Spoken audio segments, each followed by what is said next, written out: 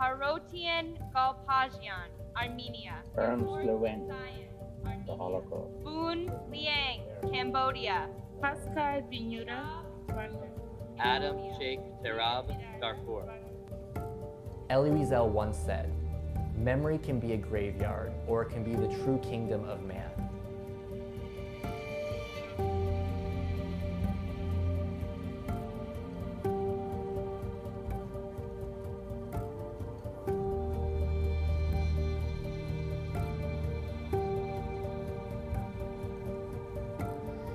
We launched in 2012, we read names for 10 hours, and we've built that campaign to last 24 hours every year in April.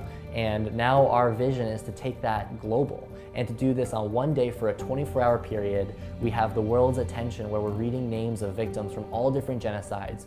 We can come together and recognize those that have suffered the worst that humanity can conjure. And if we do that, then that truly will be the epitome and at least one example that we can cling to that shows what humanity can be at its best. As far back as I can remember, my grandparents shared with me their stories.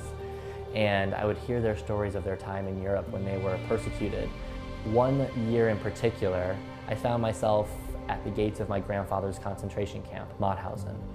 Actually, the way that my great-grandfather was murdered with a 2x4, get beaten so many times to the point that it killed him. And my grandfather screamed. The guy inflicting the harm said, "If you don't be quiet, you're next." At that moment, my grandfather didn't have the right to truly, didn't have his right of free speech to intervene, to do something. That day, my grandfather lit a fire in me, which would go on to reveal my responsibility to fulfill the promises of never forget and never again. History repeats itself only if we allow it to. I truly believe that peace building starts at home. It starts in your local community. If you can't reach out to someone who's different from you, then how are we to do it as a country to another nation or another people or another culture? So it all starts with the names, right? And there's something really powerful about saying a name, the Holocaust, a name, Cambodia, a name, Rwanda, a name, Bosnia, a name. There's too many to even say, right?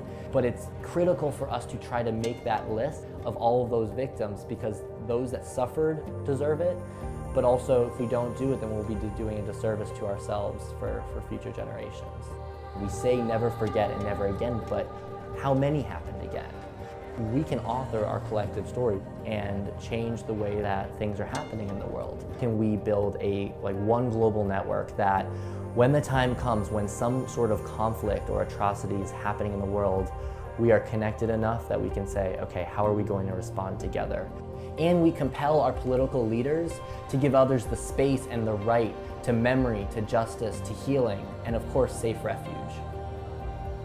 There are millions of folks around the world who have lost their lives, yet they do not have a final resting place. And so by reading names, even for just a fleeting moment, a second or two, we can say, you existed, you were a person, you mattered. We've made our choice. We are building this global campaign, but we also want you to be a founding voice in this movement and to join us as we remember humanity at its worst to inspire humanity at its best.